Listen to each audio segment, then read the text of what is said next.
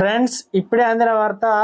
95 మంది పిల్లలు కిడ్నాప్. దేశమంతా షాక్. తీవ్ర కోపంలో ప్రధాని నరేంద్ర మోదీ అంటూ వార్తలు అయితే వస్తున్నాయి. దీనికి సంబంధించి వివరాలు చెప్పడానికి వీడియో చేయడం జరుగుతుంది. చాలా మంది వీడియోస్తున్నారు కానీ సబ్స్క్రైబ్ మర్చిపోతున్నారు.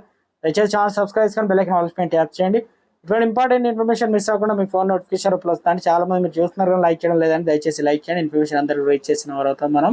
పెద్ద ఎత్తున అక్రమంగా చిన్నారులు తరలించేందుకు చేసిన ప్రయత్నాన్ని రెస్క్యూ ఆపరేషన్ చేసి ఉత్తరప్రదేశ్ చైల్డ్ కమిషన్ రక్షించింది. 95 మంది చిన్నారులంతా 4 నుంచి 12 ఏళ్ల లోపు పిల్లలే. బీహార్ నుంచి ఉత్తరప్రదేశ్ తరలిస్తుండగా చాకచక్యంగా చిన్నారులు కాపాడారు. ఇంత పెద్ద స్థాయిలో పిల్లలు అక్రమంగా రవాణా చేయడంపై అధికారులు ఆందోళన చేస్తున్నారు వ్యక్తం. ఇక చిన్నారులు అక్రమ రవాణా చేస్తున్నట్లుగా సమాచారం రాగానే సిడబ్ల్యూసీ సభ్యులు చిన్నారులు రక్షించాలని Ayodhya child welfare committee chairperson Sarvesh Avasthi తెలిపారు. యూపీ చైల్డ్ కమిషన్ సభ్యురాలు సుజిత చౌదరికి ఫోన్ చేసి సమాచారం అందించారని తెలిపారు. బీహార్ నుంచి మైనర్ పిల్లలను అక్రమంగా సహారన్పూర్లో రవాణా చేస్తున్నారని, వారు గోరఖ్పూర్ వెళ్తున్నట్లు కూడా తెలిసిందన్నారు. అయోధ్య మీదుగా వెళ్తున్నారని చెప్పారు. పిల్లల్ని రక్షించి వారికి ఆహారం, వైద్యం అందించినట్లు అవస్థి తెలిపారు. రక్షించబడిన చిన్నారులంతా 4 నుంచి 12 ఏళ్ల లోపు వారేనని తెలిపారు. తల్లిదండ్రుల నుంచి ఎలాంటి సమ్మతి పత్రాలు లేకుండా పిల్లల్ని తీసుకెళ్తున్నట్లు సిడబ్ల్యూ చైర్పర్సన్ తెలిపారు.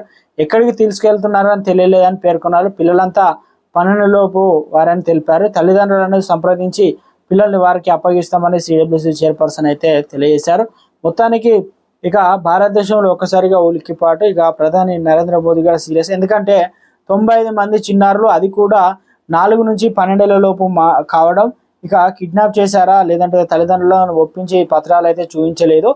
ఇక మొత్తానికి 4 నుంచి 12 ఏళ్ల లోపు పిల్లలు ఎక్కడికి తీసుకువెళ్తున్నారు అనేది కూడా ఇక క్వశ్చన్ మార్క్ అయితే మిగిలిపోయింది. దీనిపైన ఇక దర్యాప్తు అయితే చేయాల్సి అవుతుంది. మొత్తానికి వారిని ఆ తల్లిదండ్రులకు సేఫ్గా రక్షించి మరి పిల్లలకు అంటే తల్లిదండ్రులకు కూడా అప్పగించే ప్రయత్నం అయితే చేస్తూ ఉన్నారు. ఇక పిల్లలు సేఫ్గా ఉన్నారు. సో 4 నుంచి 12 లోపు పిల్లలు కావచ్చు ఎక్కడికి వెళ్తున్నారు ఏందని కుటుంబ సభ్యులు, పిల్లలు కూడా గమనించగలరు. ఎందుకంటే ఎప్పుడు ఏం జరుగుతుందో తెలియదు.